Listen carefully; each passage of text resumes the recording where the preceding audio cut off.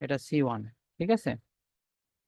A1 divided by A2, sorry, এটা হচ্ছে A2, এটা হচ্ছে B2, এটা হচ্ছে C2, ঠিক আছে। সেই হিসাবে A1 এর মান হচ্ছে হাফ, A1 এর মান হচ্ছে আমাদের একটু হাফ, একটু দেখাই। A1 এর মান হচ্ছে আমাদের হাফ, B1 এর এবং A2 এর মান হচ্ছে 1, ঠিক আছে। A1 ডিভাইড বাই A2, তাহলে হাফ ডিভাইডেড বাই 1, তাহলে এটা আমরা পেয়ে গেলাম। ওকে, এরপরে B1 ডিভাইড বাই B2 করবো। B1 এর মান হচ্ছে 1/3, B2 এর মান হচ্ছে 1/6, B1 ডিভাইডেড বাই B2।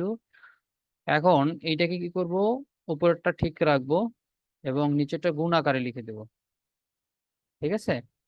এটা ভাগ ছিল না, এটাকে গুণ আকারে করলে ভগ্নাংশটা উল্টে যাবে, ভগ্নাংশটা উল্টে 6/1 হয়ে যাবে, ঠিক আছে। 6/1, ওকে, দ্যাটস ফাইন। তাহলে